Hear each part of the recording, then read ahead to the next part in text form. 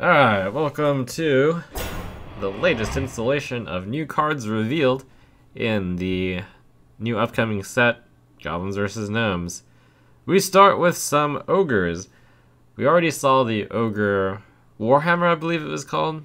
The Sledgehammer, whatever, the hitty thingy, the weapon, which I deemed okay in aggressive decks. I've had to think a few times about what I want to think about these Ogres. A really neat new mechanic which fits the Ogre personality of being super dumb and just wanting to hit things. We got a sneaky Ogre here, 5 mana 6/6, just like the weapon and all Ogre mechanics. One of the things to remember is that Ogre doesn't care who it hits, so it can hit people who are stealthed if it accidentally attacks the wrong enemy, and it can bypass taunt because it doesn't care for your taunt.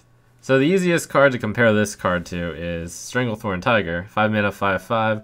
It saw some slight play in Hunter, and before Naxxramas came out, Tiger saw some play, very light amounts of play in control decks.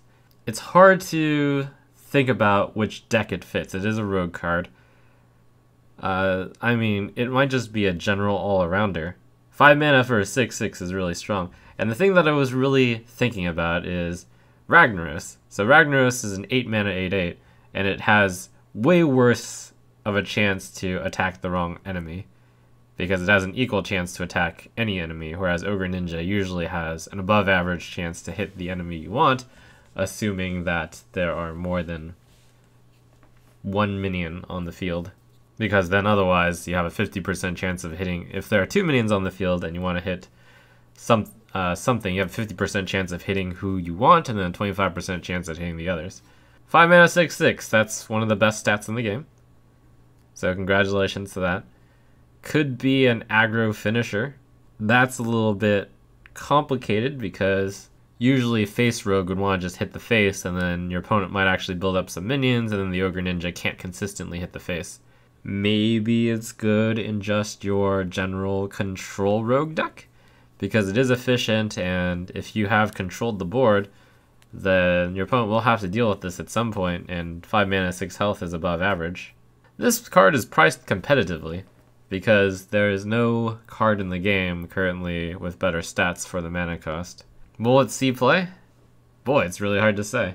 But I think I'll at least give it a shot in a control deck just because it is a big minion. And yes, I did invoke the Ragnaros comparison. One of the major benefits Ragnaros has over Ogres in terms of like randomly hitting things is that Ragnaros doesn't take damage. But hey, Ogre Ninja costs 3 less. And yes, I missed Venture Co-Mercenary as the most efficient 5 mana card. And that card, Venture Co-Mercenary, actually also did see some very light amount of play. So I guess the question is this card actually better than Venture Co-Mercenary? It has stealth, which is a major part. So what can you do with stealth and rogue with the Ogre Ninja? I can't think of that much.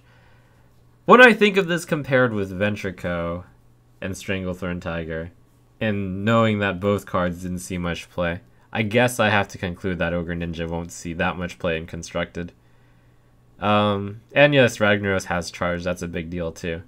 Alright, I guess I'll call it a below average card in Constructed.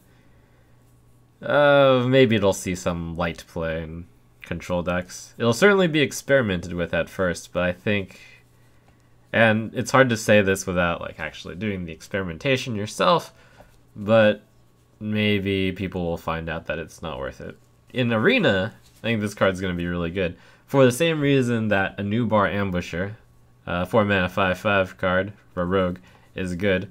It's just good stats, and good stats are really good in Arena, where you cannot really draft a deck with too much synergy. So you just draft independently strong cards, which I think Ogre Ninja stands as a good independently strong card.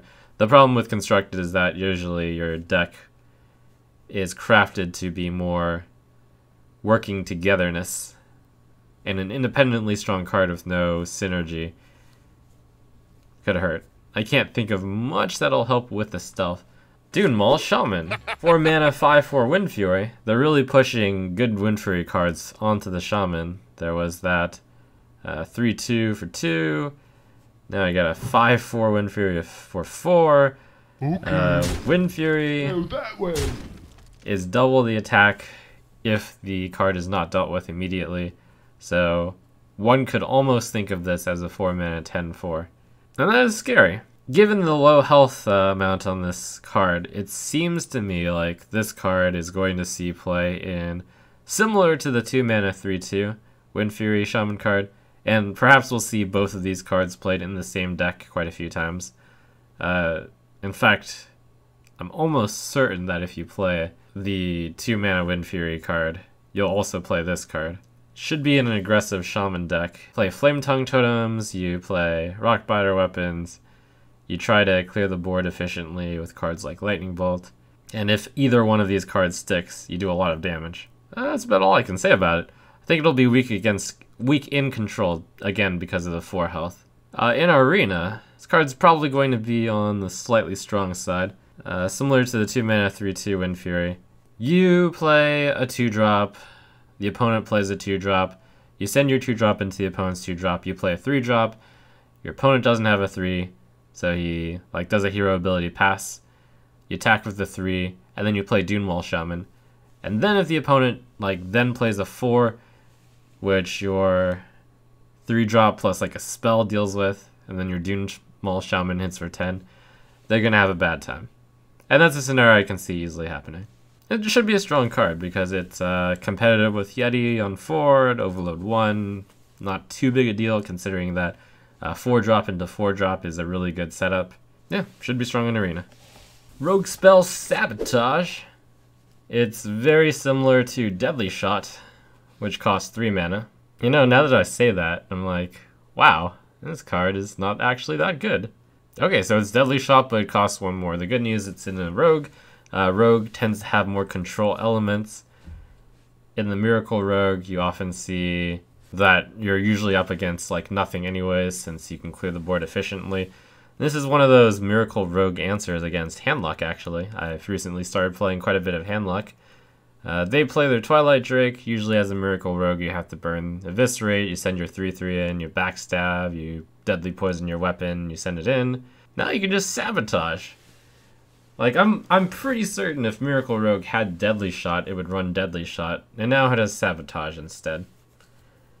Which might be good enough. And yes, as a bonus, you can get your opponent's weapon. Now the problem in Constructed is that how often are you going to want to do both?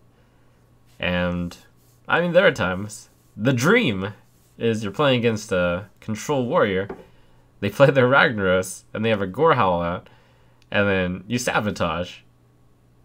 Wow, that's value. So, there's obviously a lot of value to the card. The card's priced very fairly.